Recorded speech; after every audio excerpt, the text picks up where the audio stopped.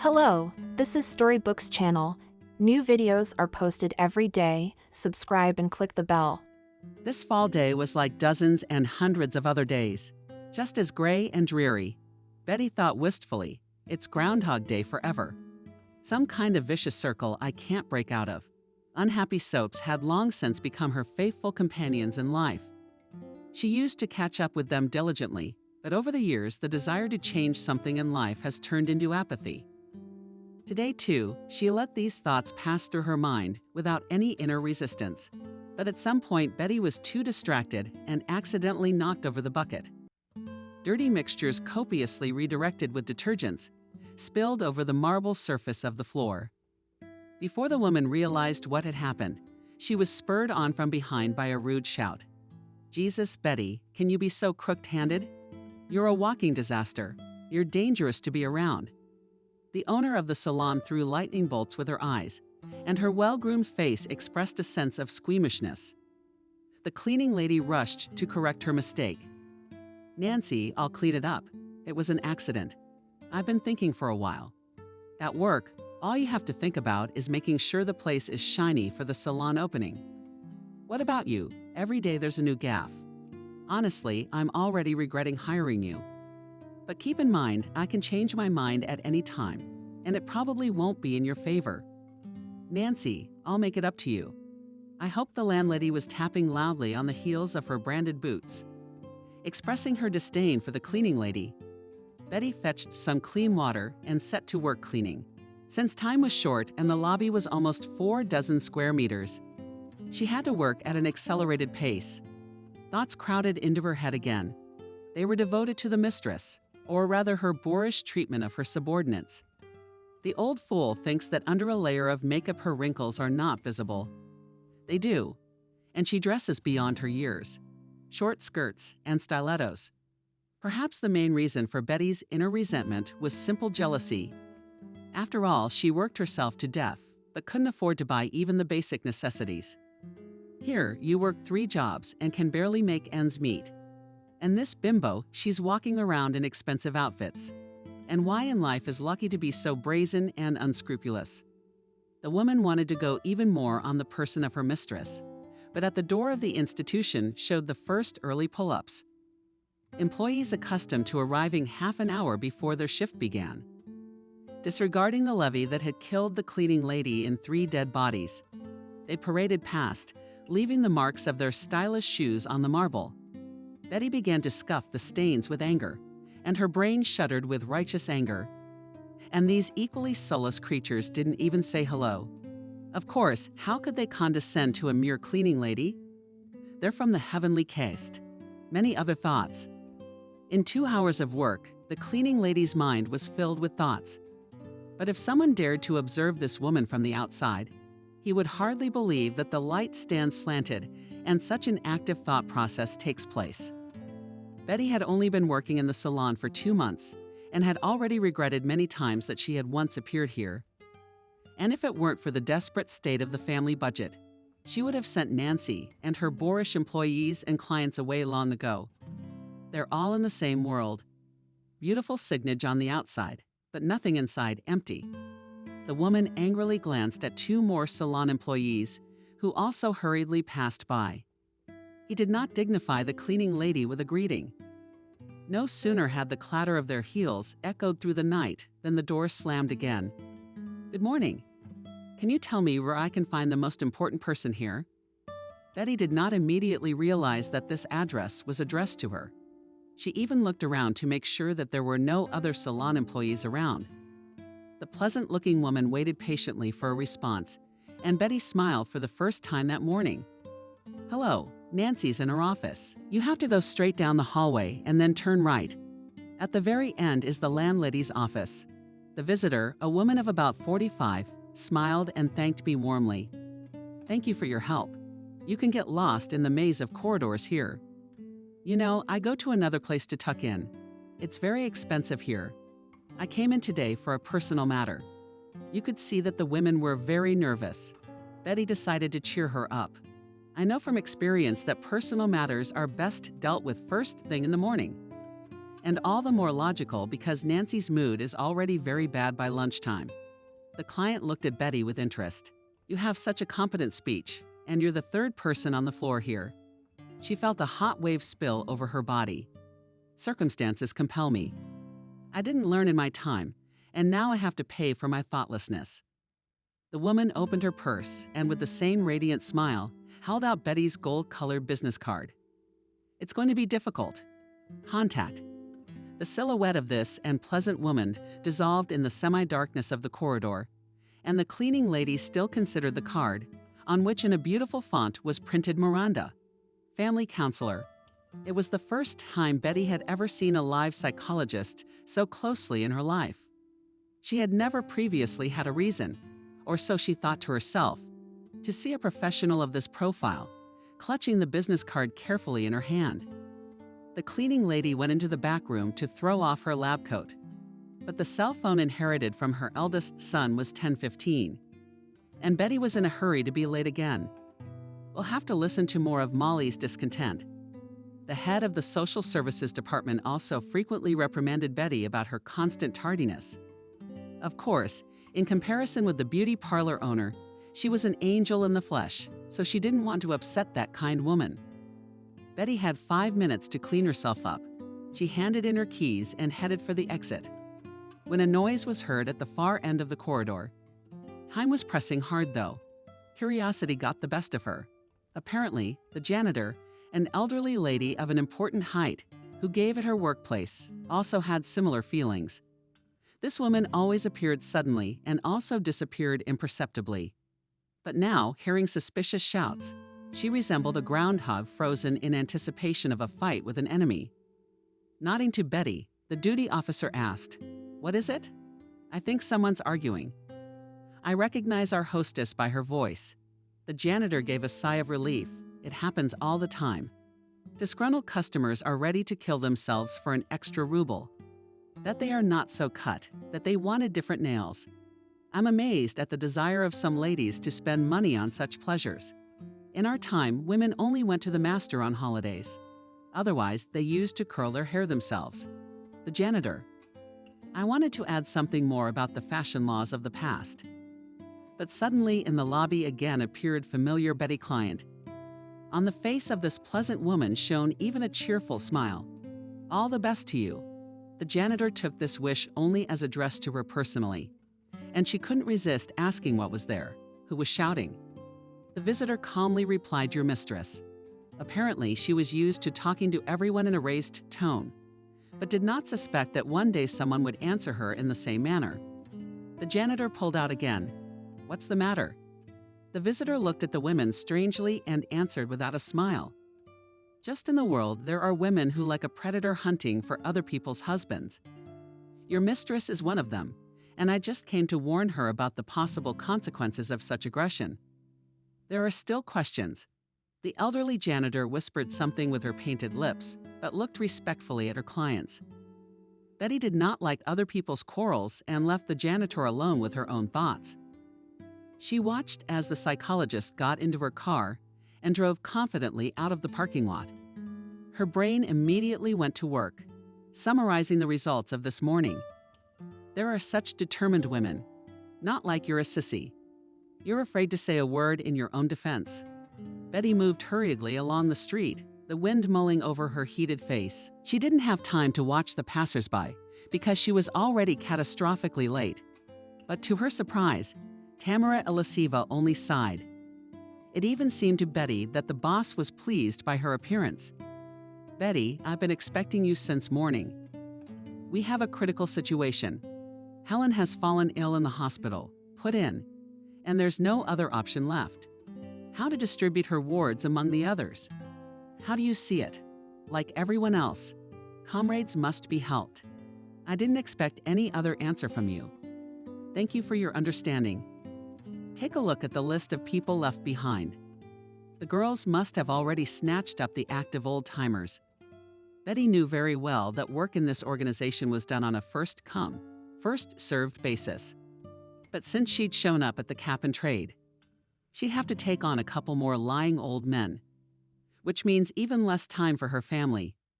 Betty had learned to keep her emotions in check over the years, and this time not a single muscle on her face quivered. "Molly, you can always count on me. Betty will be sure to encourage you. I've already signed this month's bonus order, so you can count on 50% of your salary." That was the best news I've heard all day. A woman couldn't even dream of such a solid bonus. Dull thoughts immediately receded into the background, and she thought she could use the bonus to buy her daughter the fancy boots she had long dreamed of. Betty headed for the exit, but the boss asked her to delay for a moment to sit down. The woman modestly settled into a chair that was closer to Molly's desk. The supervisor was clearly worried, not sure where to start the conversation. Betty decided to help her. "You still have business with me." The supervisor waved her hands in confusion. "You could say that, but it's more of a small request of a personal nature. Betty, you know that the world is full of rumors, and I've heard rumors that you speak foreign languages." "Yes, I studied foreign languages, but I'm not good at German." "Don't you do any tutoring?" "No, I never got my degree. I don't want to break the law, and it's dangerous. But I hear you do translations." Betty felt awkward. The kind of feeling one gets when one is caught unawares doing something unseemly. She didn't know what her boss was getting at, and as indifferent as possible, responded with such activity. "I engage sporadically and only for personal purposes. Sometimes my son or daughter asks me to translate a useful article. They are studying with me. My son is at the Institute of Physical Culture, and my daughter is in her final year, so I try to help them if I can. Yes, we are ready to do anything for the sake of our children. But I have a slightly different interest in your abilities. In 2 weeks, I have to speak at a very important event. In order to prepare for it, I need to translate an analytical paper."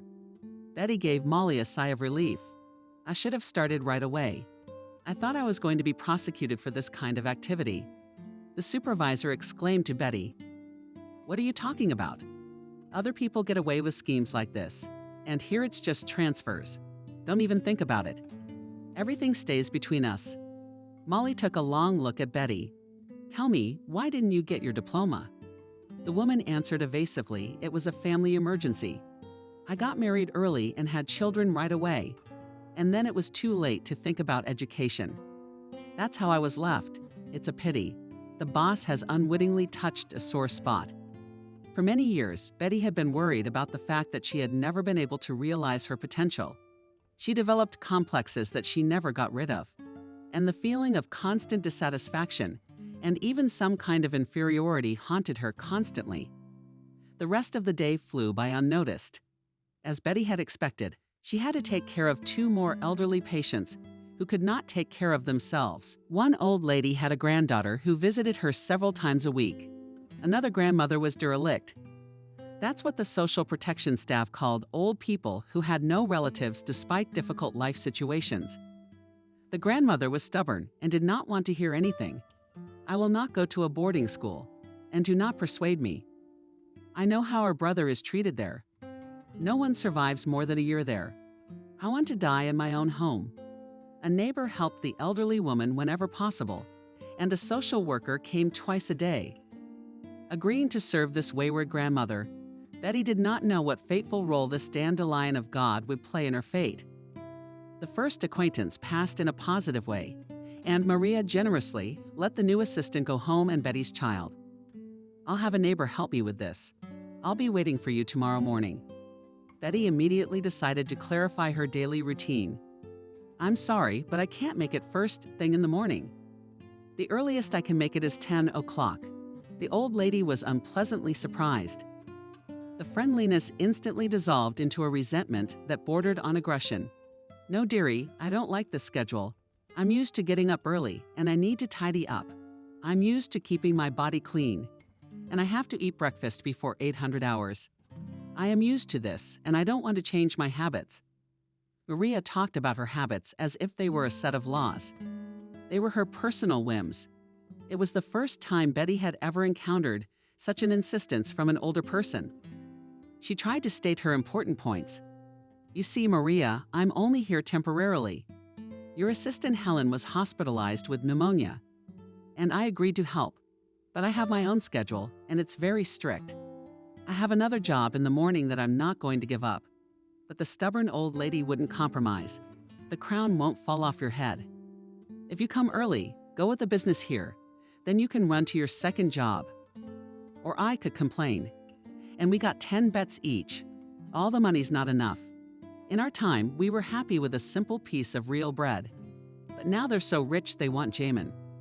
Maria spoke in the slogans of a bygone era, which was a significant part of her former life. For many years, this woman held high positions and was awarded for labor victories. All her life, she faithfully served a country that no longer exists. But the saddest thing is that except for the memories of Maria, there are no more children or grandchildren. That is why she poured all her discontent on social workers. For this reason, no one wanted to take this grandmother for service. And even her neighbor went to see her with reluctance. Betty even suspected that the nice grandmother provides herself comfortable living conditions. Using such a common method as threats, but Betty wasn't about to back down.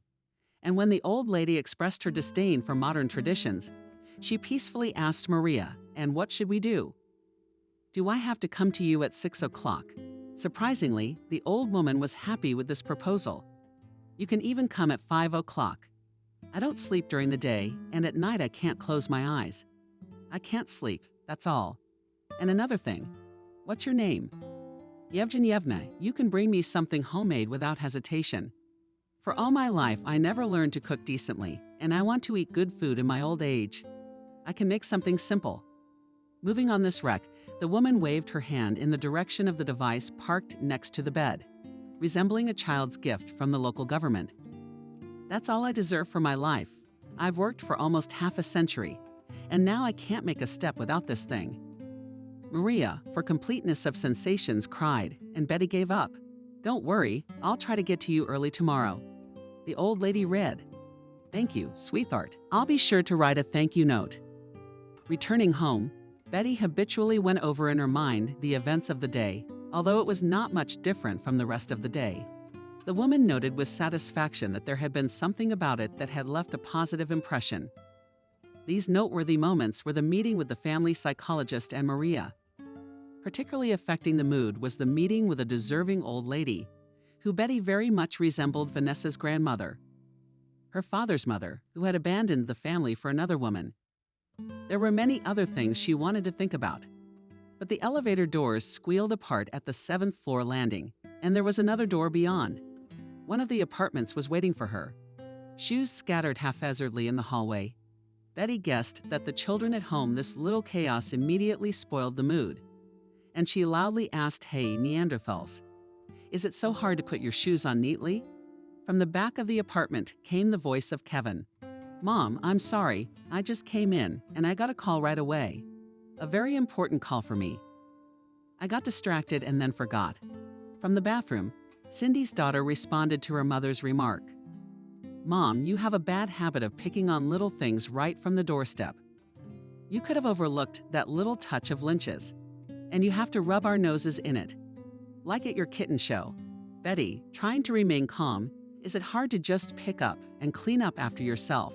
A pleased Kevin showed up in the hallway. "You have a good grasp of local history. That's commendable. It is not superfluous to remind that this decree was prepared for a long time, and not all peasants became happy after its signing." Cindy came out of the bathroom. She was confused. Terry Sheets and only her nose peeked out of that soft shelter. "So mommy's not alone, you're so smart. And in general, you have to be careful with known dates of events. Our history teacher told us that each person has a different interpretation." The woman was confused. "I don't understand how history can be interpreted differently." "Mom, it's like you're from a parallel world. It's very easy to do. And today everyone thinks he's an expert." Betty made a bold move into the kitchen. "Guys, don't fill my head with nonsense. My dad's coming home from work, and we don't have dinner ready." The daughter snidely remarked to her mother, "Don't generalize. Cooking dinner is your sacred duty." The girl giggled, hid in her room, and the mother went to the kitchen, where she was waiting for another surprise. "Guys, but it's already full of impudence on your part. Is it hard to wash the dishes and clean the table in the pigsty much cleaner than in your kitchen?" Kevin wanted to ask his mother something, but quickly retreated too. He asked his sister, who had settled down in a soft armchair. "What's wrong with her?" "No idea, Cindy. You've noticed Mother hasn't been the same lately. Everything annoys her. She's always resentful. It's normal for her age." The boy's alert. "What are you saying?" "Our moms are getting older, and it's an inevitable process." Kevin was indignant. "Cindy, are you stupid or just pretending to be?" "Mom's 40. "No." "What kind of old age are you talking about?" The girl didn't even move. She was working with enviable diligence. Nail squirrel. "Dear brother, as an educated man, you should know that it's not the date on the passport that matters, but the biological age of a person. Well, every Homo sapiens by nature has a certain resource. And when this reserve is exhausted, old age comes." The brother stared at his sister as if she had said something unacceptable. "Cindy, I don't like you talking about Mom like she's a lab rabbit. I could slap you on the floor for that kind of thing." "Oh ho ho, I think I'm already scared. Don't play the virtue. You've said many times, the weakest link in our family is Mom. We all use it shamelessly and we like it. We should be able to face the truth." Kevin silently agreed with his sister, but he spoke out loud in a derogatory tone. "And yet you're a fool, you stupid, brainless doll with absorbent cotton instead of brains." Cindy chuckled at the sight. "At least I have absorbent cotton in my skull, but you have a vacuum. I mean void." The altercation ended with pillow throwing, but only the heated duel was interrupted by a stern shout. "What are you two up to?" Cindy whispered, "Daddy's here, we're gonna get it." "It's you. You're the one who wants to make a mess and clean up the aftermath." The boy slipped out the door, and the girl threw in despair. "Asshole. I'll be sure to tell Daddy that you started all this." In the Betty household, joint dinner was the main tradition, and this obligation established by the head of the family, all diligently observed only for one reason: violation threatened unpleasant consequences. The main recipients of punishment were the children, and in this matter Robert was adamant. He was clearly in a bad mood that evening, so everyone kept silent at the table. Toward the end of the meal, Betty decided to ask her husband, "Robert, you're in trouble." The man glanced obliquely at his wife, but answered with restraint, "There is such a moment. They promised to put me in charge of the department, but then they renegotiated. Now Michael got the job, and he's an upstart and a slacker. But he's got a powerful daddy. I'm sick of this injustice. The guy's only been at the company a week, and he's already in charge of the department. I was so hoping to get this job, and the pay would be better." Betty smiled, strained Robert. "Don't feel bad. They promised me a bonus, so we'll be able to plug the financial holes." Suddenly, the daughter intervened in the conversation of the parents. "Mom, what holes are you talking about? I'm practically barefoot. Everyone at school laughs at me. You promised me to allocate for shoes, which we saw with you in the mall." The woman hurried to reassure her daughter. "Of course, Cindy, I haven't forgotten my promise. As soon as I get my bonus, you and I will go straight away." The head of the household remarked with annoyance at how well everything had been distributed. "Well done. You've forgotten what it's like to walk. Then we'll have to remember, because our family car is in bad shape and needs urgent repairs." Kevin watched the scene in silence. Cindy was on the verge of a breakdown. Not paying attention to her father, she began to pour out her dissatisfaction with her life. "I'm so sick of this poverty. Other people have ancestors like ancestors. Kevin and I have to make do with meager handouts. After high school, I'll leave this little town and never come back." Robert pounded his fist on the table. "Stop whining. You can go on your own right now, can't you? Nobody's keeping you here. My grandmother worked 12 hours a day at a machine during the war when she was your age. Papa, why do you always reproach us with the exploits of our ancestors? We want to get as much out of life as possible, and it's a normal desire for every person. Your daughter's desire reflects a dependent attitude. Everything is given to you, and you don't want to lift a finger." The girl jumped out of the table and from a sharp movement fell down a chair with a burning gaze. She looked into her father's eyes. "You yourself have brought us up like this. Therefore, all claims are out of place." The atmosphere was heated to the max. and Kevin was adding fuel to the fire. Our family evening is no longer a languid affair. Robert, shut up. Or should I? Jowls sat on the man's desks, and Kevin's heroism instantly faded. Betty made a sign to her son to get out of sight, and the man, head slumped, quickly withdrew. The woman knew she was going to have to take the fall now. She approached her husband. "Robert, please calm down," he growled. "How can I calm down when our children do this? And it's all the result of your upbringing. You've been trying to pat them on the back since they were little." Emotions asked for an outlet, and the man periodically brought his mighty fist down on the unfortunate. "But tell me, why aren't you like other women? You're bad luck and the source of all my troubles. I still don't know why I was attracted to you 20 years ago. Why did I marry you? I've had so many girls." Robert lamented his unfortunate fate for a long time. Betty swallowed her tears in silence. She knew that when the wave of anger subsided, her husband would become calm and phlegmatic, but now he just needed, as they say, to let off steam. In these moments, the woman thought least of herself and tried to banish the traitorous thought that someone had whispered in her ear again. Does Betty not realize that all of them use you to the fullest, and then you will be thrown to the dump? And children and husband will do it without regrets and remorse. Are you repeating your mother's fate? Betty quickly cleaned up the kitchen and was about to go to bed. But she remembered her boss's request to translate the text. Molly had asked her to do the work in the next 2 days, so she decided to familiarize herself with the material at least for a start. The house was finally calm. The husband settled down in front of the TV in the living room and pulled up a beer from the bathhouse, while the children scattered to their rooms. They were fabulously lucky with the apartment because each family member had their own personal space.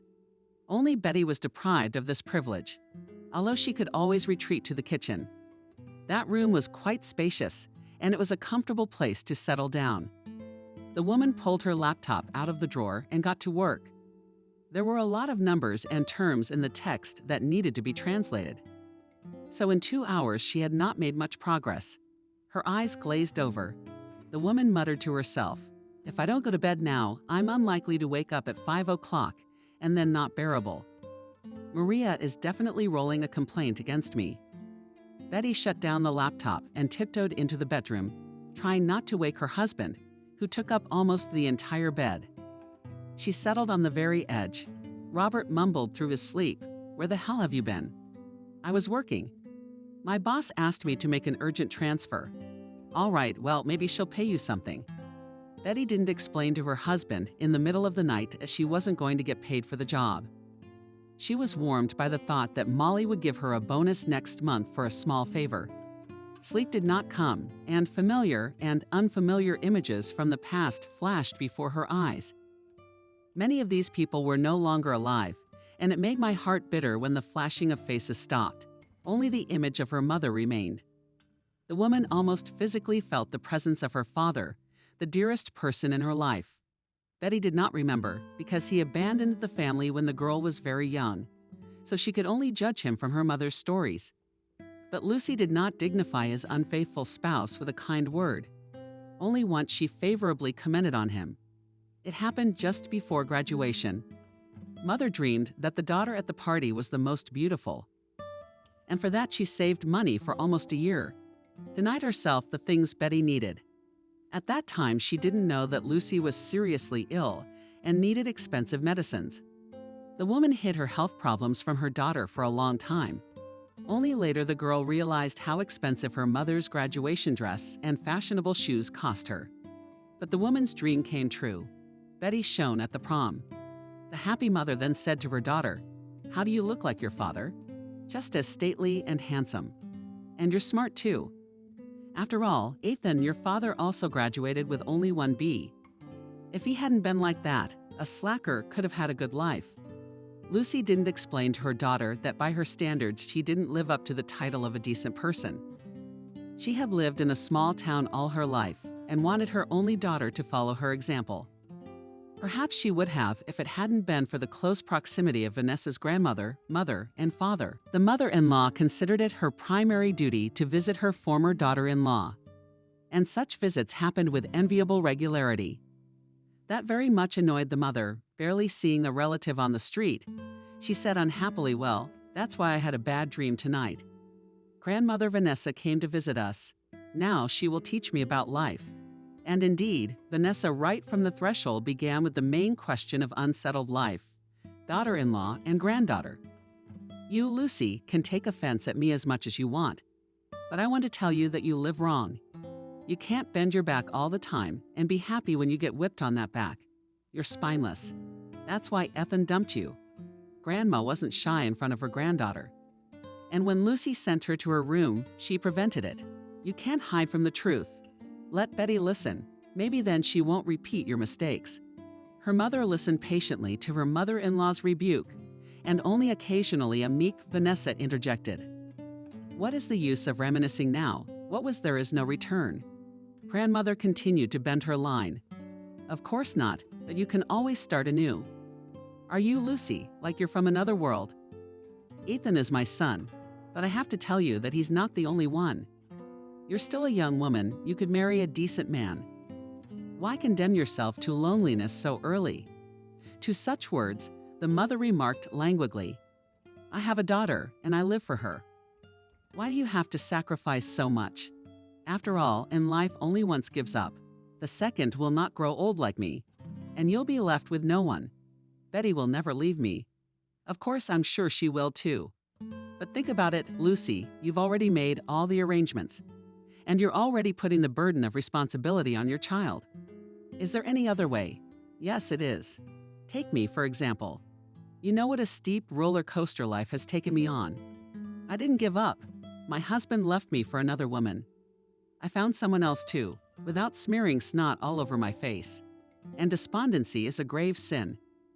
Maybe that's why Ethan ran away from you.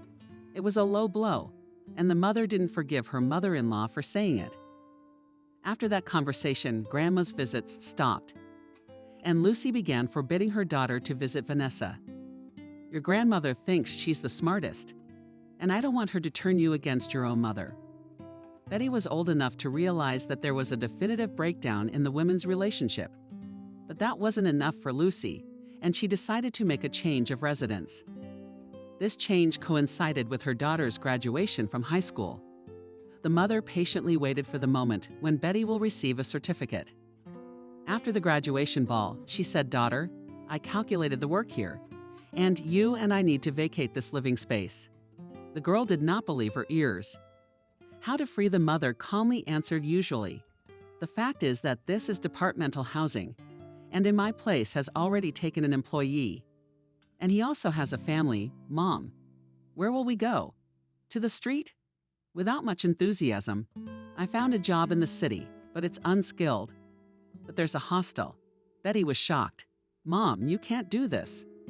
Why are you doing all this? Is this your way of getting back at Grandma Vanessa? She's right about a lot of things. You're really out of this world, and I don't understand why you're suffering unnecessarily. Lucy had always believed that her daughter adhered to her position, so she was shocked by Betty's violent reaction. The mother began to rebuke her daughter's ingratitude. And you say such words to me. I never thought I'd see this moment coming, and I've devoted my whole life to you. You have no idea, my daughter, what it took to raise you all by myself. I gave up my personal happiness for your future. Mom, thank you for everything. But I didn't ask you to make these sacrifices. You made up your own mind, so don't blame me. But Lucy did not hear her daughter. Her whole being was filled with resentment. I denied myself a piece of bread to feed you. And when I was pregnant with you, I spent 2 months in the hospital to keep you alive. And here's the black ingratitude. Mom, I want you to give me a list. The whole list of my debts to you. You know, I didn't expect you to blame me for the fact that I was born. Don't you think you're a little wild? Lucy waved her eyes wildly around at such claims and then lost her senses. Betty had to call an ambulance. That's when the whole truth about her mother's state of health came to light. The attending physician invited the girl into the residence. I won't mislead you, but your mother needs serious and, most importantly, systematic treatment. Betty was surprised. That she had. She's never complained about her health before. It happens all the time. And that's because a lot of people ignore doctors' recommendations. And your mom's example only confirms that pattern. After all, she has a whole bunch of diseases. And although separately, they are not particularly life-threatening, but in one bottle, it is dangerous. What do we do now? The doctor furrowed his brow. That's a strange question. You have to treat Mom. And immediately I studied her history, diseases, and marvel. The doctors prescribed treatment, but apparently the woman did not follow these recommendations. Betty tried to defend the mother. Treatment takes a lot of money, and we don't have any. My mom is raising me alone, and she has to work a lot. Sweet girl, that's no excuse. What kind of money are you talking about? If a doctor here, for example, prescribed a drug that costs a penny, the doctor poked his finger at the chart and then looked at Betty. If your mom had been on medication, we'd have a very different picture today. She drove herself to this extreme, and it's her nerves that are to blame. Many illnesses are caused by nerves. The girl listened attentively to the doctor to remember everything he talked about. In parting, he advised your mother to switch to a calmer rhythm of life. Perhaps she will have to give up heavy work and adjust nutrition. But the most important thing is to eliminate stress and unnecessary excitement. 2 days later, Lucy was discharged from the hospital. They could not return to their old apartment.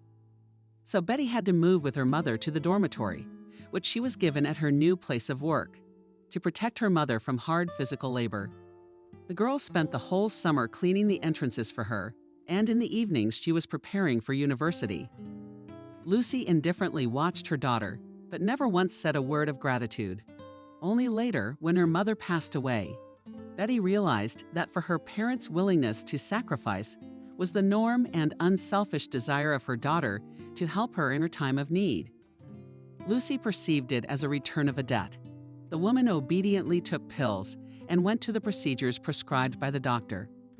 But her health continued to deteriorate, and she often had to go on sick leave because the dismissal of her mother would mean the deprivation of living space.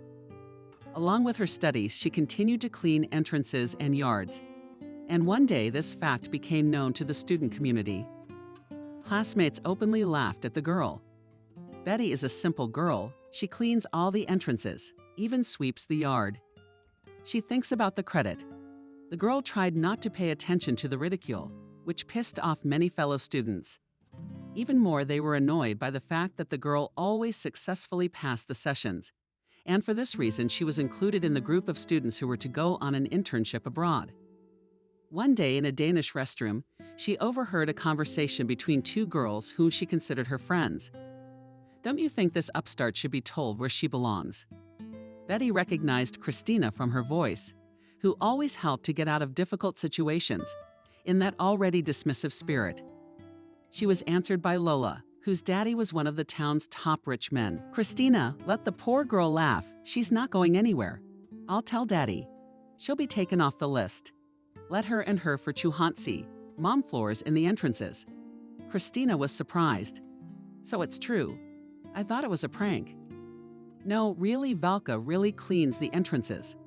Am I gonna lie to you? I saw her with a rag with my own eyes. When you went to visit the clinic, Christina almost choked on a sigh again. You mean the third-year pilot whose dad's a deputy mayor?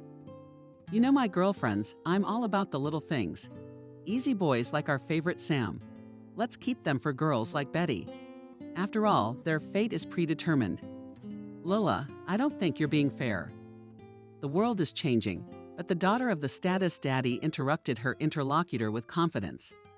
The main thing in this world, people do not change. Therefore, as long as our planet rotates, there will be poor and rich. Of course, you can get to a higher level, but it's very difficult.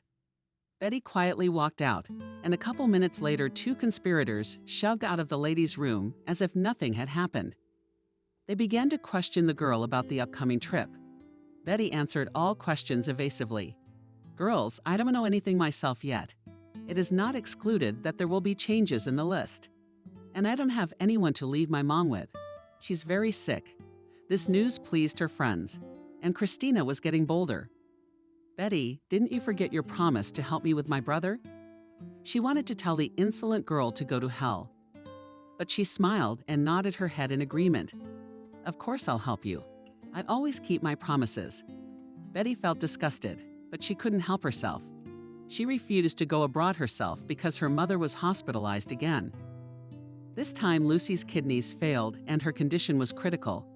The treatment dragged on for a month and a half, and all this time her daughter was working hard for her mother. Only once she decided to take a day off. Without saying anything to her mother, Betty went to the village, where her grandmother Vanessa was living out her life. The old woman was happy to have an unexpected guest. "Granddaughter, how good it is that you came, and I did not expect to see you. I thought I would die without saying goodbye." Vanessa began to fuss over Betty. She looked at her grandmother and didn't understand why she looked so much younger than her mother. It was as if the old woman had read her mind. "Where do you think I get my strength from? I'm not going to lie. I'd like to live a little longer. So to speak, to smoke the sky. You know, my granddaughter told me, my late grandmother, she was a very wise woman, that as long as a person is able to move, he lives. As soon as that desire is gone, you can order a coffin." Betty felt uncomfortable because my grandmother's description was very fitting for my mom. "Grandma, how do you help a person who doesn't want to resist?" The woman sighed heavily. "You must be talking about Mom. I don't even know what to say because the situations are hopeless. It's all inside of us. And if a person loves and respects himself, and others will treat him the same way. And if he doesn't have that core inside, then it's ruin." Betty continued thoughtfully. "And if he allows himself to be manipulated, then he will remain a slave for the rest of his life." "Yes, my girl, you've got it right. You've put everything in its place. But let's have a cup of tea rather than pouring from empty to empty." Vanessa cheerfully ran to the kitchen and back. Soon rosettes with jam and bagels with glasses appeared on the table.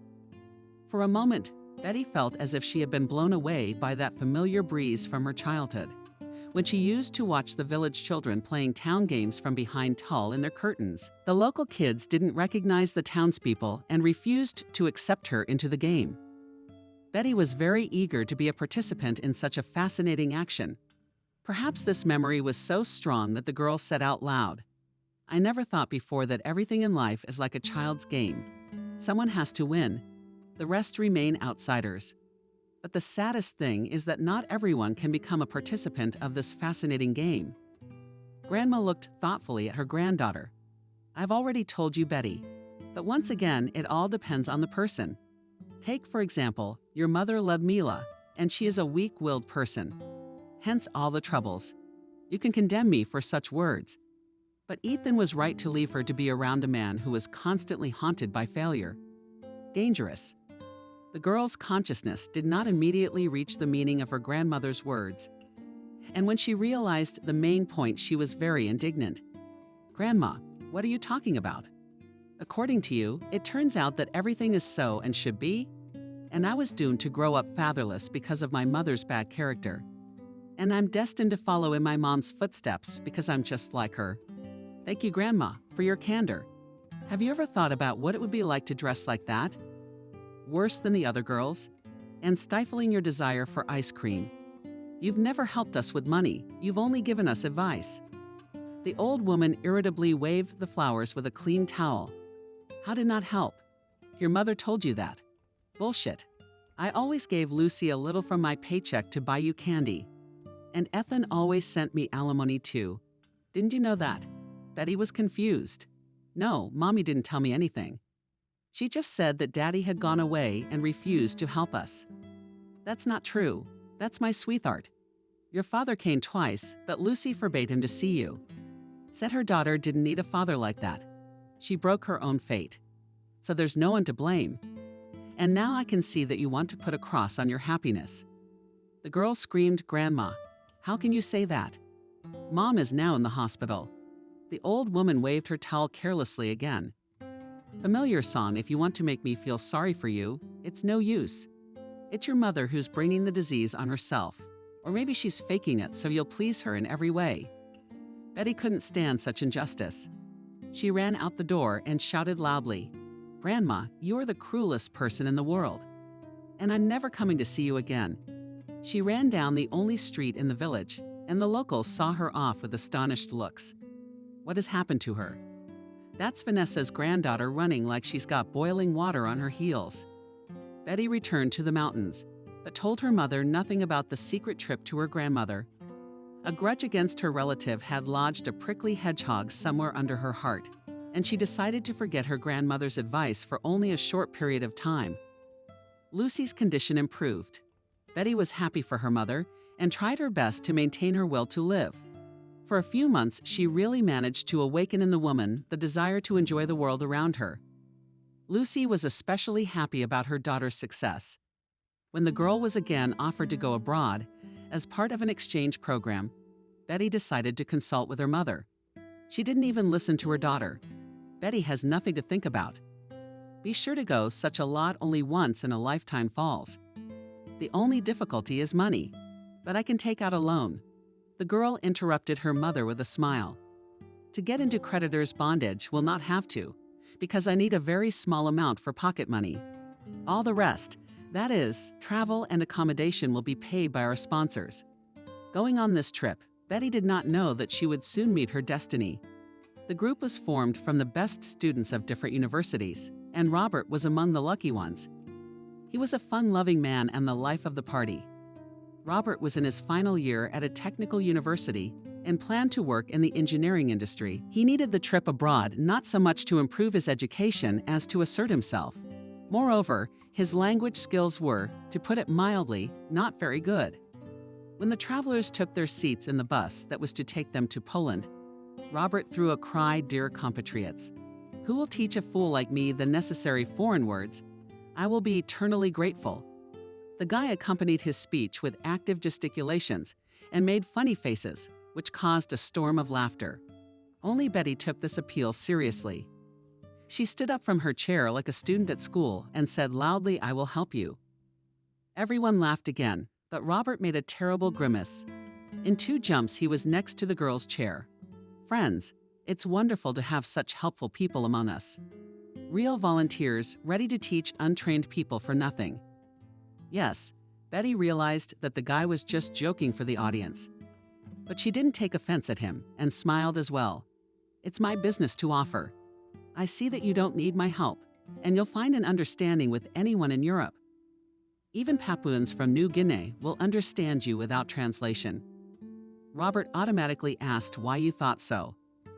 Betty paused for a moment, and then slowly said in a measured manner, "Because Papuans use the same gestures and facial expressions when communicating with each other as you have just demonstrated to everyone here." The laughter didn't die down for about 5 minutes. Even the bus driver, no matter how hard he tried, could not hold back his laughter.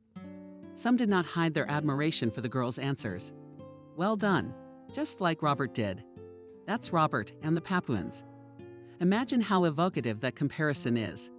But it captures Robert's essence. I mean, it's his credo, isn't it?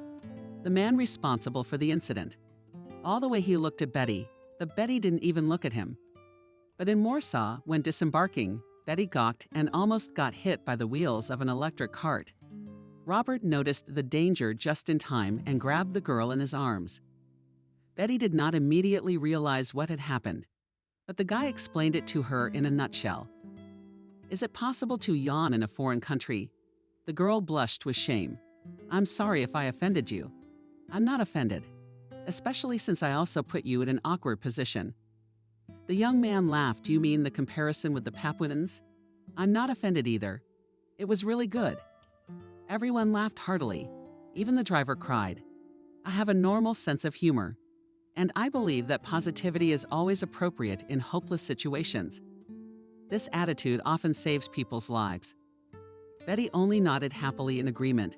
Flattered by the attention of the handsome guy next to Robert, she felt easy and free.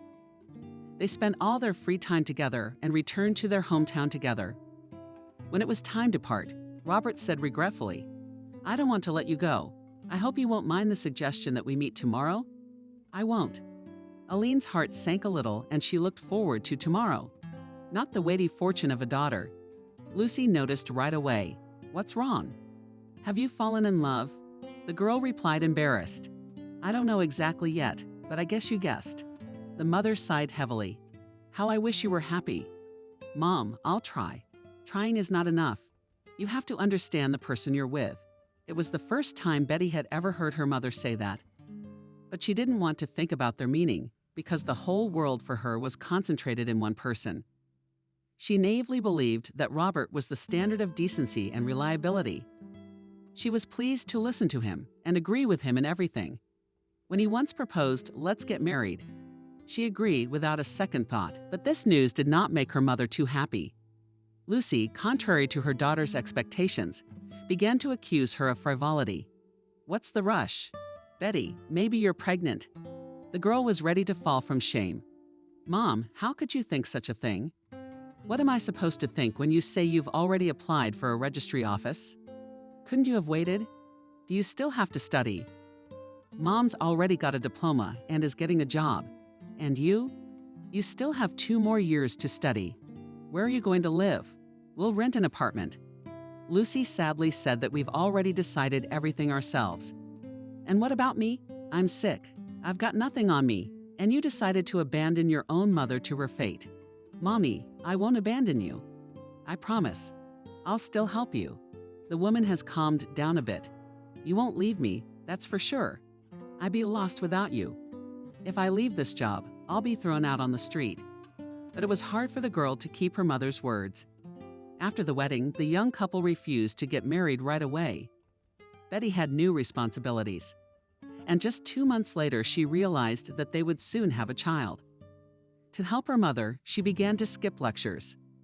This fact the young woman carefully concealed from her husband.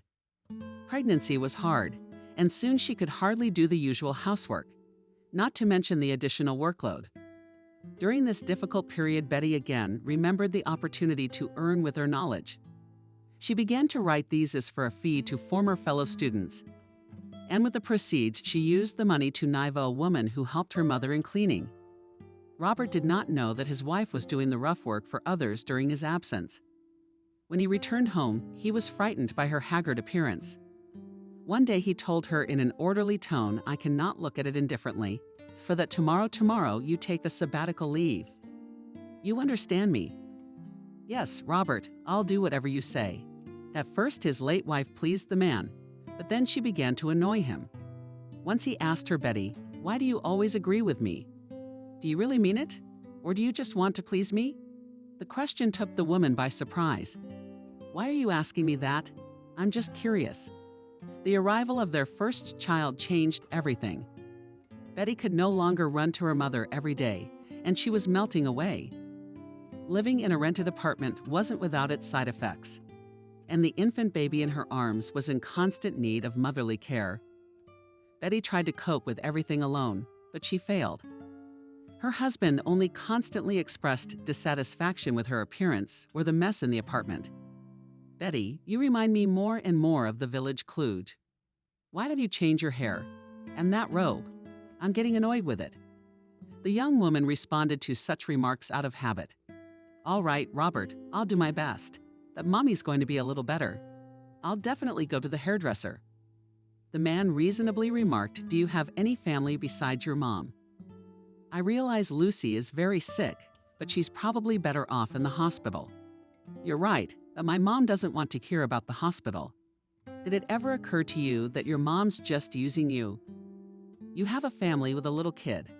Another mother would make a reasonable decision to make things easier for her daughter. And Lucy's pulling your weight. If you can't do that, let me try to convince her to go to the hospital. By the way, my dad has a good friend who works at the clinic.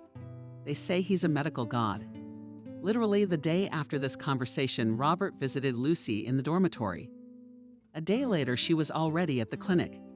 Betty felt some relief, but there was still a matter of the public housing to be solved. At the office where Lucy worked, were you surprised to see the daughter of an employee? Who told you she was going to be evicted? That's nonsense. Betty mumbled. "My mom told me that her frequent sick days are making her bosses unhappy." Your mom's talking nonsense. Tell her not to make it up. If there's a document, there's no problem. You could be sick every other day. The bosses are not immune to illnesses either. I don't understand what all the fuss is about. Lucy appealed to us 6 months ago, and we entered into her difficult situation and allocated her an assistant. And we also gave her financial aid for her treatment twice a year. So don't think that our organization is staffed by soulless robots. For several hours, Betty could not come to her senses after this conversation. The realization that her mother was using her illness to manipulate her was a shock. Unwittingly, she remembered her grandmother's words and her husband's warning. But on the other hand, Lucy was indeed seriously ill, and the doctors at the clinic confirmed it. Betty decided not to say anything to her mother yet. When she got better, then we'd find out everything. But fate took its course. Lucy died during surgery. Robert, a friend of her father's, called Betty to tell her the sad news. "I'm so sorry for your loss. We did everything we could and more. But your mom's body was so worn out that even a minor surgery was fatal to her." Unfortunately, these cases are not uncommon. Patients die even from a trivial appendix. Lucy's funeral was modest. In addition to her daughter and son-in-law, the ceremony was also attended by a co-worker with whom Betty had spoken shortly before her mother's death. She handed the young woman an envelope. "It's a small amount, but it will cover the expenses at least a little." Betty thanked the representative of the organization. "Thank you so much. I'm going to vacate my mom's room one of these days. If you could do it quickly, we have a lot of people in need. Don't you want to take over this place yourself? You could work part-time, like when you're on maternity leave." The woman looked hopefully at Betty, but she wouldn't say no. Robert had to intervene. He didn't realize that his wife had experience in cleaning entrances, so he didn't choose his words. "My wife has an incomplete college degree, and working as a janitor is not in our family's interests. If the need arises, we will find something more decent." Robert has been working at one of the machine-building companies for almost 3 years. The young man made grandiose plans for the future, but natural laziness prevented him from moving in this direction. Immediately after graduation, he was taken to work in the doctor's department, but he did not like it. The requirements are high, and the salary is meager. So he told his wife Betty one day, and as usual, she agreed, and rightly so. "Robert, you don't have to work for nothing. Let the others do it if they like it. You can't take all the money anyway." Stripped of their wives' support, Robert asked to work in the assembly shop, where there was a normalized working day and higher rates. There he proved himself as a true professional and cherished the hope of rapid career growth. But the bosses did not consider his candidacy for quite a long time. And the family was always short of money, because Betty, after the first maternity, almost immediately became pregnant with a second child. From the university, she was expelled, so there was no reason to hope for bright prospects. But tired of life, the woman learned to patiently wait for gifts from fate, and often mentally repeated, "I'm all right." A strong family, a good husband, healthy children. What else is there to wish for? At one time, such psychological training helped, but it did not last long, and positive thoughts were replaced by not at all joyful thoughts. Especially dissatisfaction with life became more acute when the children grew up, and one day she realized that happiness ran past, and only by the edge, and she was hurt, and she thought it would stay in her home forever. In the long 20 years of married life, Betty had learned another very useful thing. She hid grudges so far away that she soon forgot about them. So frequent marital squabbles only hit the shell gently or flew by altogether. She had an early release that day, so she returned home in high spirits. But the good mood was almost immediately spoiled by the daughter. She walked in the hallway with a singing gait and handed her mother a cell phone. "You forgot your cell phone on the nightstand, and you've already had 5 calls from some grandmother." "Thank you, daughter." What did that woman want? You didn't ask. Cindy grinned wryly. "I don't need to ask old women I don't know. She just wanted you." And urgently Betty glanced at the screen of her mobile device. 5 calls. It's Maria. I should call her back. But her hand froze over the green button because Cindy's mom screamed hysterically. "How many times can you come to your senses? Wake up. You can't please everybody. What the hell do you need that grandma for? I'm about to graduate, by the way. I haven't decided on a dress yet." Betty looked from her daughter to her cell phone in confusion. "Cindy, calm down. Daddy will come and we'll figure something out together." The daughter continued her offensive tone. "Mom, can't you hear me? I'm graduating. It's the most important event of my life. Are you suggesting we do something? I don't want some lame, store-bought stuff. Before the woman could answer, her cell phone rang in her hand. She looked at her daughter and smiled. "It's Maria. I'll just talk to her for a minute, and then you and I will discuss it. And I don't want to wait." Unexpectedly for her mother, Cindy snatched the cell phone out of her hands and shouted angrily, "Stop calling here. Mom's workday is over." No, it's not Social Security. Betty tried to snatch the cell phone from her daughter, but she deftly evaded her advances and laughed hysterically. Angry screams came from the receiver. Finally, the mother managed to get hold of her gadget and began to sprinkle an apology to her ward. "Sorry, Maria, it's my kids who are being naughty. I'll be sure to stop by. As soon as I'm free, I'll drop by and see you." Her daughter was watching her, and an angry grimace froze on her face. "You're not going anywhere. Daddy's coming, and I'm going to tell him everything. No more running around to these women. I've never had a daughter with that kind of nerve before. And Betty's gone off the deep end.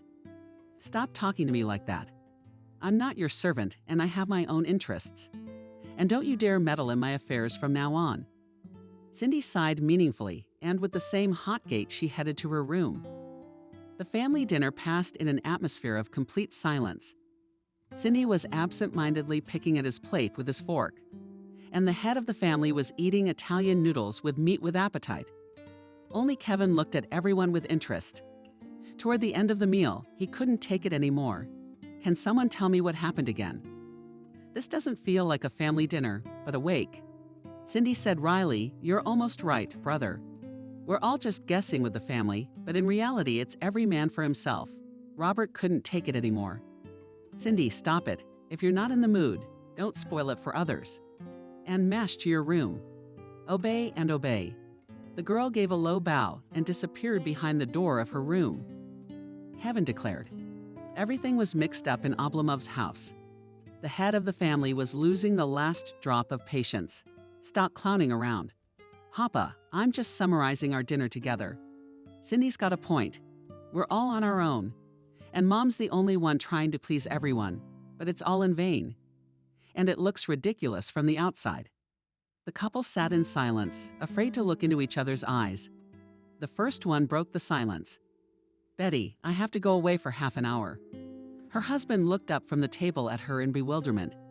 "Who will clean up, and what kind of business do you have after hours?" Unexpectedly for herself, the woman replied with a challenge. "In addition to me, there are other people in the house, which will not be difficult to wash the dishes. That's one. And about the case. I have a job that sometimes doesn't fit into my working hours, and that's two." The man looked at his wife in surprise. "How did you talk? Usually I'm tired of pleasing everyone. All I hear is give and take. Ah, you don't like it, but it's your direct duty to make the house comfortable, Robert. That doesn't mean I have to serve you, and you always forget your direct duties." "What do you mean?" "I mean that you're the one who has to provide for the material well-being of the family. I'm not a robot. I earn what I can, and you don't get enough. Not enough because you spend the lion's share of your paycheck on your car. So I have to work 2 jobs." Robert snidely remarked, "Yes, you noticed that, by the way. I've been informed by acquaintances that you've taken up again the old floors in some second-rate beauty salon. Of course, in this country, any kind of labor is appreciated. But if I were you, I'd keep quiet about my line of work. Are you ashamed that I mopped the floors? What am I supposed to do when the budget's in the toilet? Cindy needs shoes and a dress for prom, and it's going to cost a lot of money. So I have to take any part-time job I can get at the gym. Please don't play the heroine. It's times like this that you remind me of your late mother. She liked to play on feelings. Don't talk about my mom like that. She did something to help us, and your parents only checked in a couple of times, and they don't even want to talk to their grandchildren."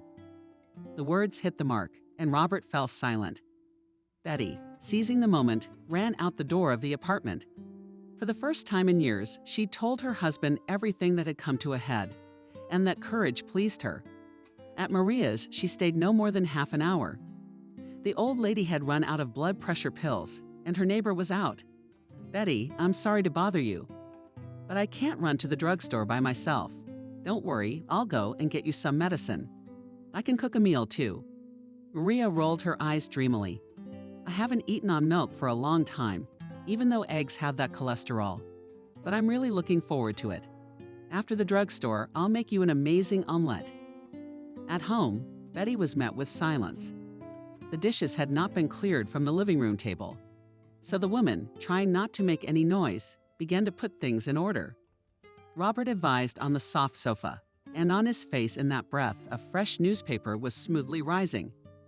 Only from the daughter's room came muffled voices. Betty listened involuntarily to the conversation of the children. Kevin was trying to convince Cindy's sister, "You can't do that. You can't choose your parents. And you and I have a great mom and dad.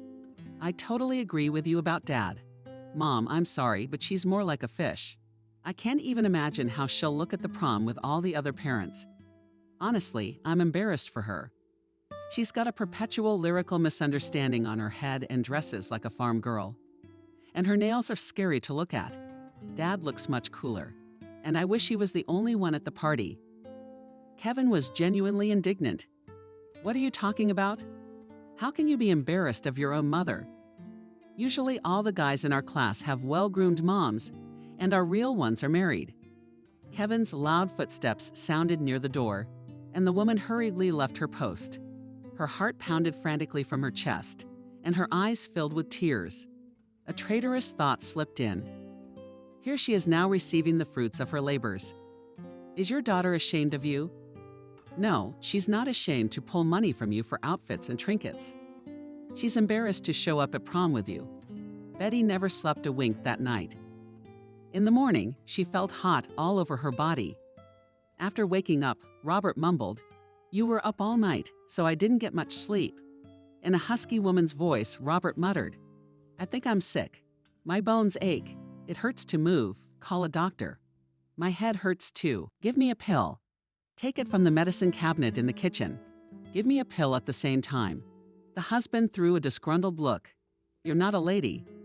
You're serving yourself." Betty tried to get up, but she felt dizzy.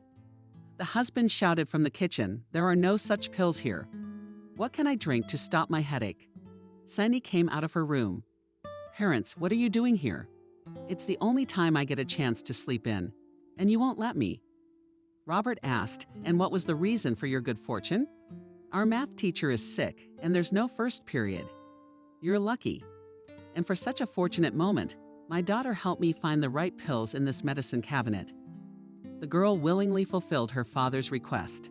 She handed him the medicine and a glass of water. "This should do the trick, but you must drink it well. Cindy, give Mommy the same pill too. She can't get up herself. I think our mom is sick. And I'm asking you to do me a small favor. Give Mama the medicine. And get her a glass of water." The girl mumbled something unintelligible under her breath, but complied with her father's request. Betty spent the whole day with a fever in bed. She had called a doctor at home and had barely wandered to the door when he arrived.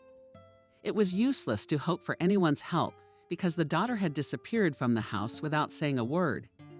Since the woman herself could not go to the drugstore to get the medicine the doctor had prescribed, she had to use what resources were still left in the home medicine cabinet. By lunchtime, her condition had improved a little and she fell into a restless sleep. Maria's call woke her up.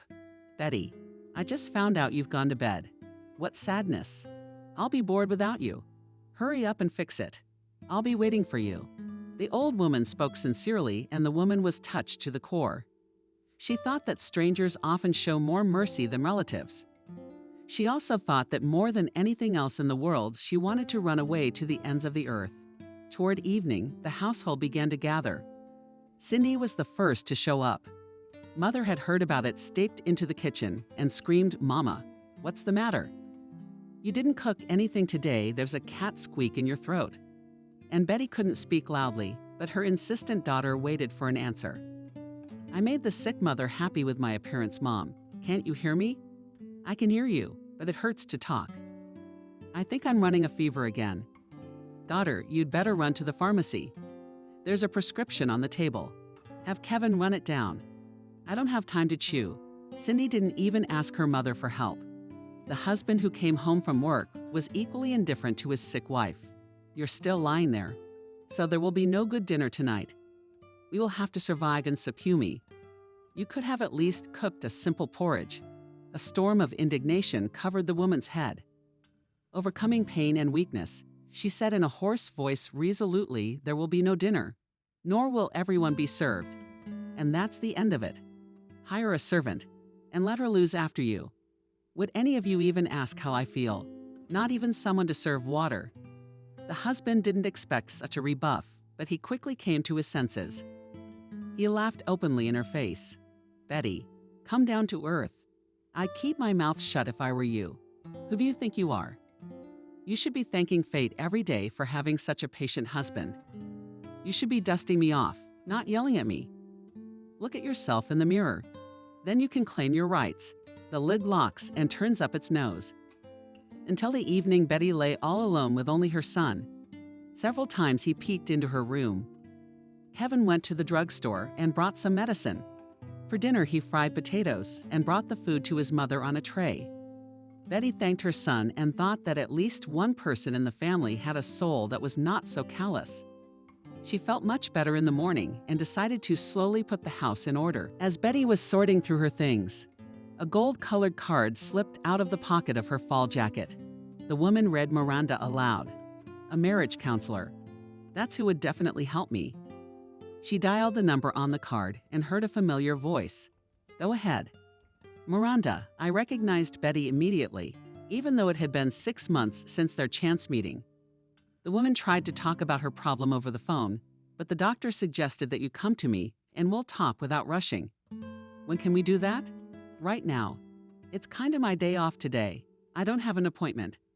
For almost 2 hours, Betty told the psychologist about her life. She often fought off her excitement, but Miranda never once stopped her.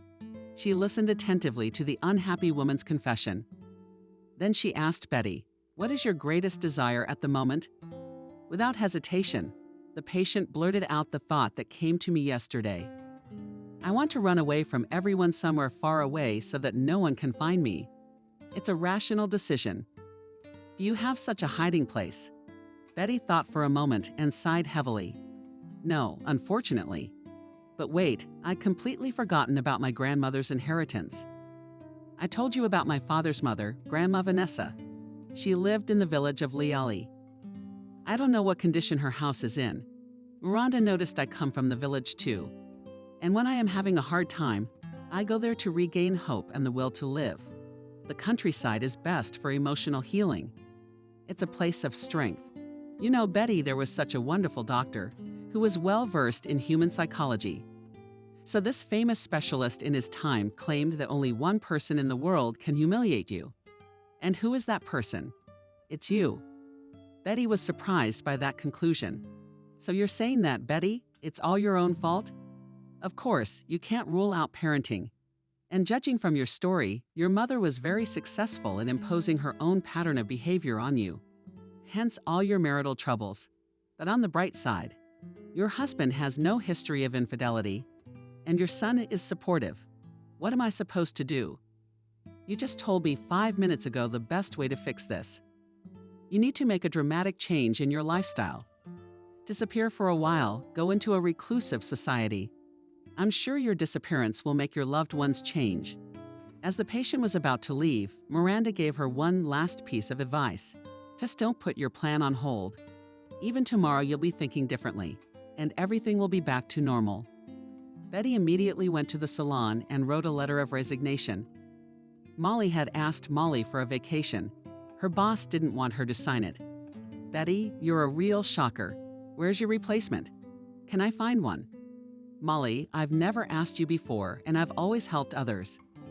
And now I'm in the middle of a very critical life situation. What's so hard?" "Very difficult. You could say it's a matter of life and death." The warden sighed, but she signed it. "If so, then I have no right to interfere. But I'll ask you not to delay, or your wards will be worried. By the way, an old lady wrote a very touching review. I read it and it brought tears to my eyes. Get on the books. Tell them I ordered you to get your vacation pay today." "Thank you, Molly." By lunchtime, Betty had already dealt with all the formalities. She threw the necessary items into her travel bag and then, after a moment's thought, grabbed her laptop. Hastily writing a note, She left her apartment keys on the hallway nightstand and slammed the door behind her. But what? Starting my life over. Women. Just 2 minutes apart from my daughter, who was coming home from a test. The girl in the hallway demandingly asked Mom, "Do we have anything to eat today? Mom, are you still sick?" But no one answered Cindy, and she rushed, "You won't be ashamed of my appearance." When Kevin returned home, he found his sister in a state of utter confusion. When he read the note, he smiled at Mommy.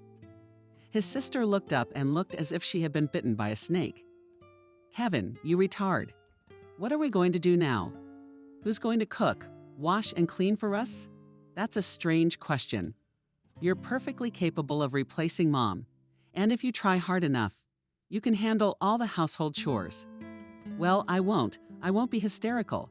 Your yelling won't save the day. Now Daddy will come home from work, and we'll all decide together how to live our lives." But Robert was no less than his children, dumbfounded by the unexpected act of his wife. He reread the note several times, muttering, "What a surprise. Alyosha has prepared for us. So calm and submissive. Where could she run away?" All these questions the head of the family still had to answer. But life went on, and it required the fulfillment of the basic rules. Trying to remain calm, the man commanded, "Hey you, my children. Please come into the kitchen. We'll cook dinner together. I'm not going to be the only one who has to take care of this." Kevin suggested, "Dad, maybe while Mom's gone. We should make a schedule. That's a good suggestion." It was worth thinking about, but while the male side of the family was optimistic about tomorrow, Cindy was huffing and puffing. She was against such an abrupt transition into the adult phase of her life. Betty's appearance caused quite a stir. Although the woman had arrived in the locality at night, it was already morning. At the house of Vanessa, who had died 8 years ago, all the locals had gathered to pay their respects. Even those who moved with the help of aids, such as crutches and ropes, showed up to pay their respects. That's why Betty never got a good night's sleep. I looked out the window. She exclaimed in surprise, "Wow, I didn't realize there were so many people in this village. I wondered how they knew I was coming." But the woman got the answer to her question as soon as she stepped out on the porch. Evelyn, a friend of Grandma Vanessa's, confessed in public, "I'm sorry, Betty, but we don't keep secrets from each other. You knocked on my door last night." Betty didn't understand what the old lady was talking about and answered the door because she knew you had the keys to her grandmother's house. The village activist exclaimed happily, "You see, and you didn't believe me, that the rightful heiress had shown up to claim her rights." Betty looked from one participant to another, but did not understand the essence of what was going on. But the elderly volunteer didn't let her get a word in edgewise. "As soon as you left, Betty, I immediately informed everyone that our headman was away. His son's taken him in, and I'm his grandmother. Why all the fuss?" The activist was surprised at what? We live in the same village, and it's a common thing to keep order. Who knows who will come in the middle of the night? Maybe some hooligans from the city. We had a story like that last year. He died 2 years ago, too. The place was cleaned out. They took everything, even cucumber jars from the cellar. And now we'll be here. The crowd buzzed animatedly. Diwali realized that and need to thank the villagers. "Thank you very much. Frankly speaking, I did not even expect such a meeting," and answered a burly woman in a regional robe with a daisy. "We have different laws here. Not like in your town. I went to my daughter's house. So they don't even know who lives in the neighboring apartment. But here, everything is open." But the enemy would not slip through. The old man joined the conversation. "Why are we telling you all this? So that you don't shun us. Varvara, we respected everyone. And if you need any help, you're welcome. Thank you. I'll keep you in mind." Betty wanted to bid the visitors a polite farewell to attend to pressing business. But the crowd didn't think to disperse. The grandmother from whom the woman had taken the keys nodded at the house and asked if it was no secret. "Why did you suddenly show up? How many years have you been away? And then you showed up. People even said that you wanted to give up your grandmother's inheritance." Betty didn't want to explain to strangers what brought her here, but to satisfy their curiosity. She said, "The first thing that came to mind on my vacation." So I decided to visit the places where part of my childhood had passed. The woman in the brightly colored robe immediately picked up on the theme. Is that true? Really? Our neighborhood is great. No chemicals. Breathe fresh air. Back in the spring, a whole family from Street Petersburg came to visit us. They had a sick kid. So the boy recovered in a week on milk and berries.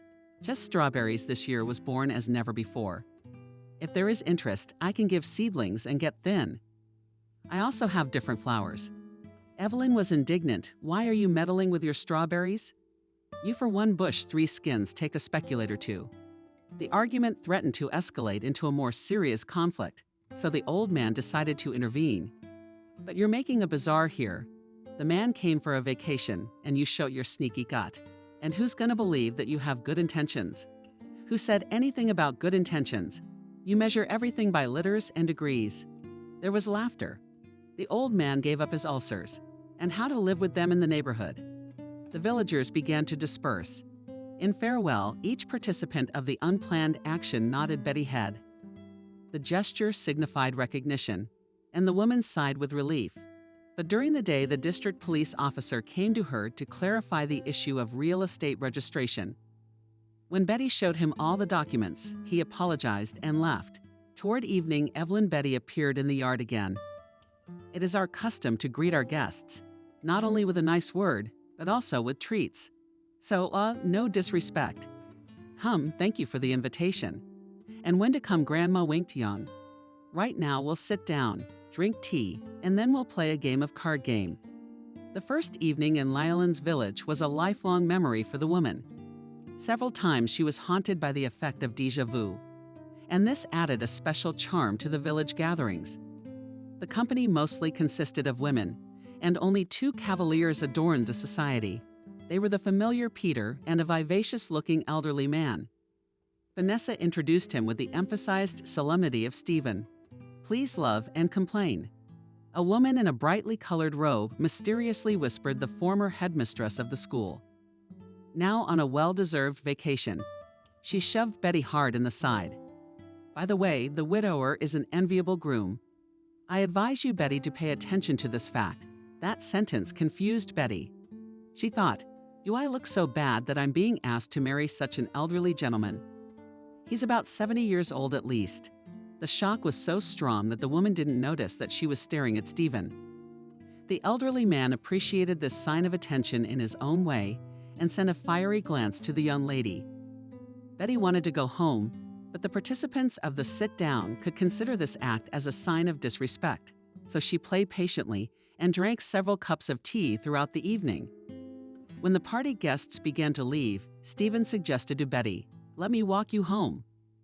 A refusal would have offended the gallant cavalier, and Betty had to accept it. On the way to the house, the former director asked a few meaningless questions, and at the very wicket gate he asked, "Betty, how do you feel about fishing?" The woman laughed. "I don't know what to say. Actually, I am not familiar with this process. It so happened that I grew up without a father, and my mother and grandmother were not into this hobby. Then you have a chance to familiarize yourself with this fascinating activity.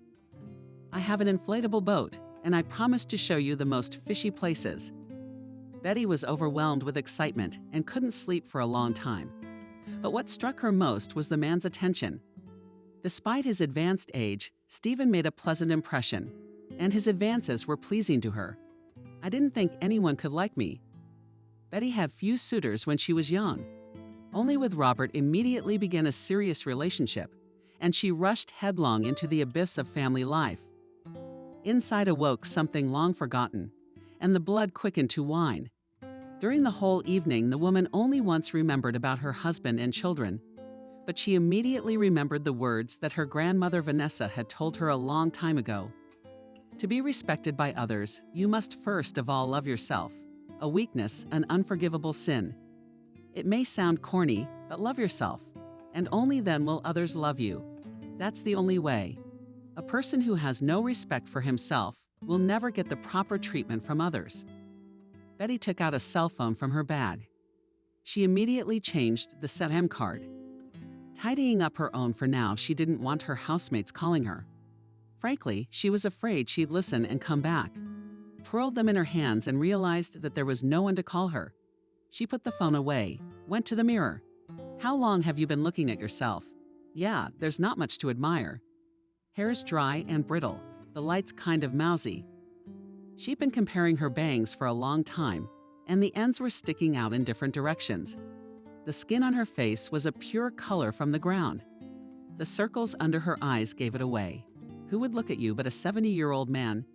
She suddenly showed her reflection her tongue. And I went to bed. Sleep is the best remedy for everything. The next day, Stephen showed up at the gate. Betty. She was trying to spruce up the yard, so she didn't notice the ex-principal. Oh, Stephen. Good afternoon, Betty. He kissed her hand gallantly, and Betty felt terribly ashamed of her chipped, different, low-maintenance nails. But what, Betty? We're going fishing tonight. What could Betty do? She couldn't offend a man by refusing.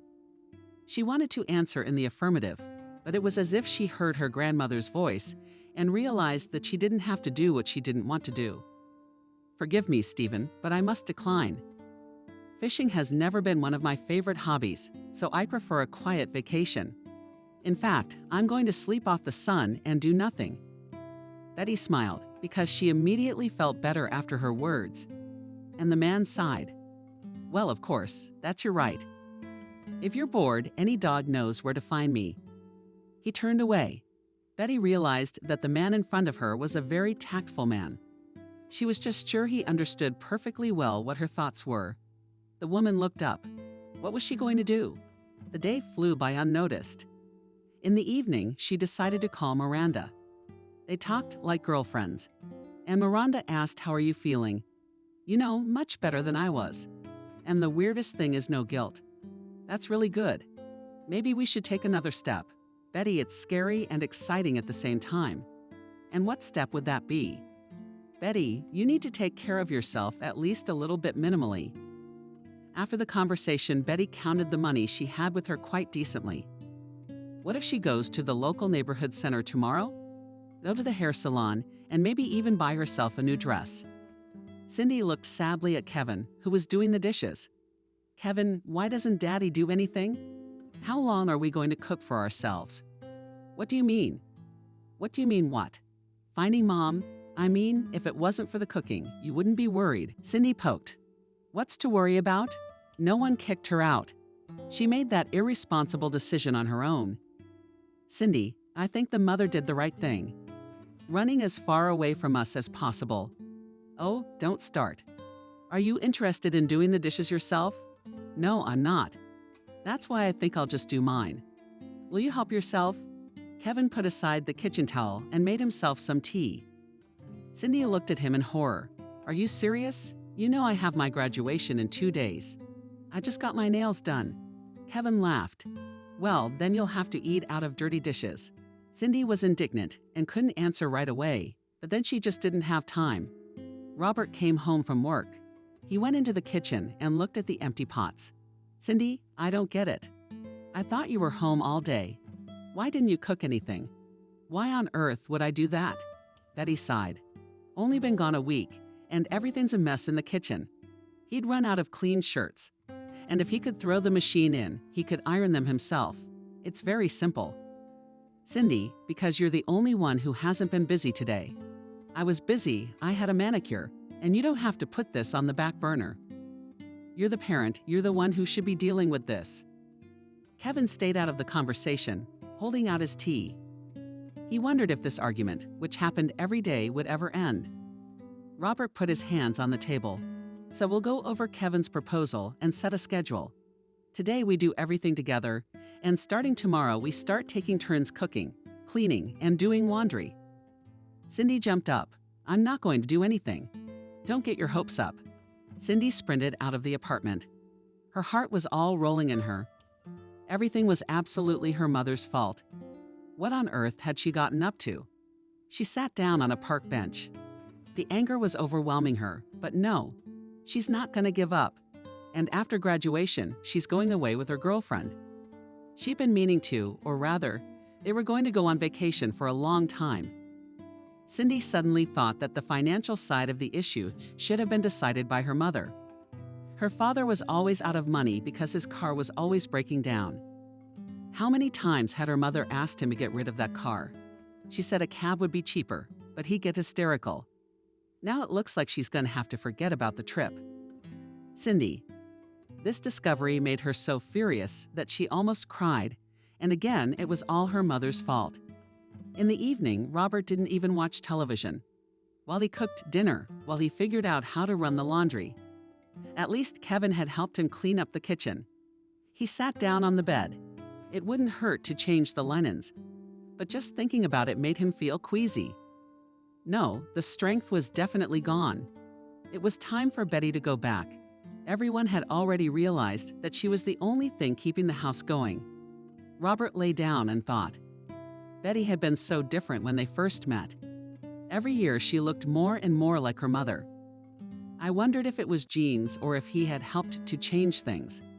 Robert tried to remember the last time he had given Betty flowers. He even found Betty and flowers funny. But then he thought strangely. Flowers for other wives doesn't make him chuckle. It turns out that he was supporting Betty in every way possible. Cindy once said mother's like a fish. Very similar. Or maybe it was because she didn't feel any support in her family. Robert suddenly sat up on the bed. They all thought mother was nothing. There she was. And immediately her absence was felt.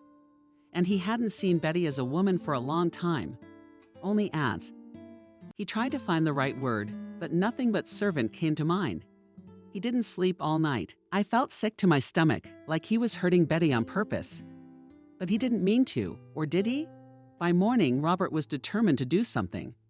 Only he had no idea what, where Betty had gone. He'd have to ask her friends. And that's when Robert realized he was so disinterested in life. Betty that he had no idea who she was even socializing with. At breakfast this morning, Robert turned to his son Kevin. Can you help me? Well, I don't know what it is. If it's washing dishes, it's the Mariinskis' turn today anyway. Cindy looked at him angrily, but said nothing. No, the hell with the dishes. We need to put an ad for a car for sale. Whose? Kevin and Cindy stared at their father. They stopped chewing at the same time. Not our neighbors. I've been thinking, Mom's right. We fix it up more often than we drive it. And it does eat up a lot of money. Kevin and Cindy looked at each other.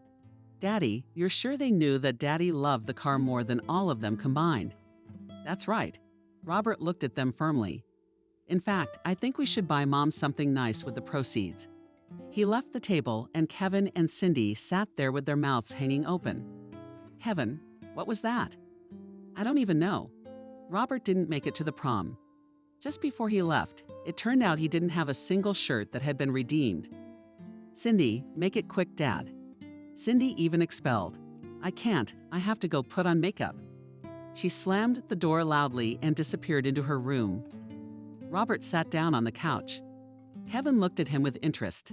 I've had enough of this. I have to find my mom. Kevin, seriously. Why?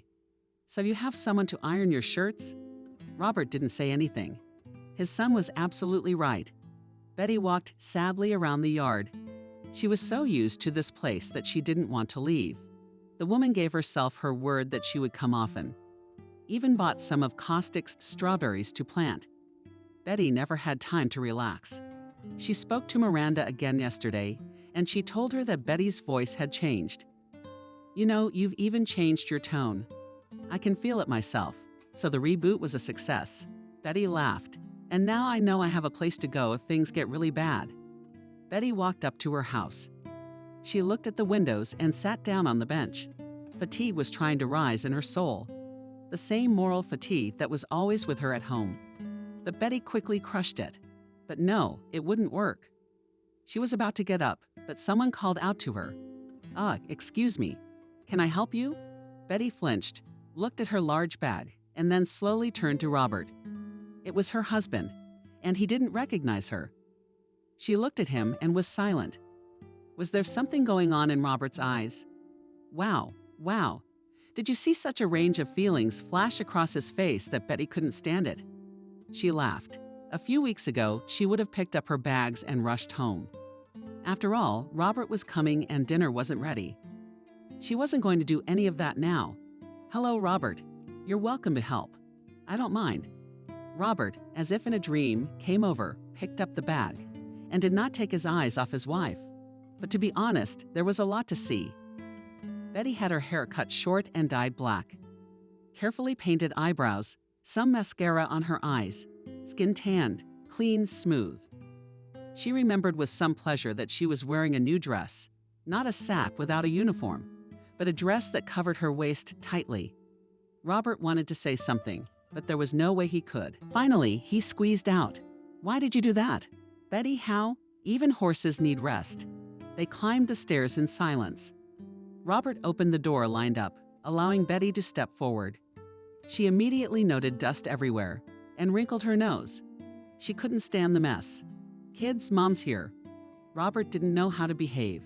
It seemed necessary to read his wife well, but something told him that Betty wouldn't keep quiet now. Had something changed in her? And it wasn't even her hair or her dress. It was the look in her eyes. Cindy and Kevin came running out of the room. "Oh, you're a sight for sore eyes, Mother. You look great." Kevin remembered Betty, and the woman clung to him for a second. She missed him a lot, after all. Cindy came out and leaned against the wall. "Yeah, Mom's not like herself, but will she have someone to cook for now?" Betty was about to reply, but Robert beat her to it. "No, Cindy, I think you're old enough to take your mother's place at the stove sometimes. Mom and I are going out to a restaurant tonight." Betty looked at her husband in amazement. "Where are we going?" They hadn't been to a restaurant or anything. They had never been to a restaurant before, and then not to a restaurant at all. Robert was in a hurry. "Betty, I wish I could tell you all this in private. But as it happens, anyway, you did the right thing. I don't know about the kids, but I realized I don't want to live without you. And it's not even about the cooking, although it's not about that either. Anyway, here it is." He ran into his room, brought his husband a wad of money. "This is for you. Buy yourself something nice. And tonight we'll go to a restaurant or a movie or wherever you want to go." "Robert, where'd you get that kind of money?" "And I sold the car." "Why do we need a car that's no use to us? It's just trouble." Betty looked at him, at Kevin, even at a disgruntled Cindy, and realized she loved everyone very much. "Robert, let's all go together as a family." She looked. "And that's it." "Well, we'll all take her out tomorrow." Kevin shouted, "And I'd go to the ends of the earth for my moms with a hottie like that. I'll drop everything tomorrow." Betty smiled. She looked at Cindy. You could see a lot of thoughts and feelings struggling in the girl. Finally, she squeezed out of herself, "Well, you can come out of it. There's nothing to do anyway." Everyone looked at her expectantly. And she said, "Okay, you tomorrow about the corpse." Robert laughed. "Well, I'll be the kitchen helper, the whipping boy, so to speak." Then he turned to Betty. "We really missed you."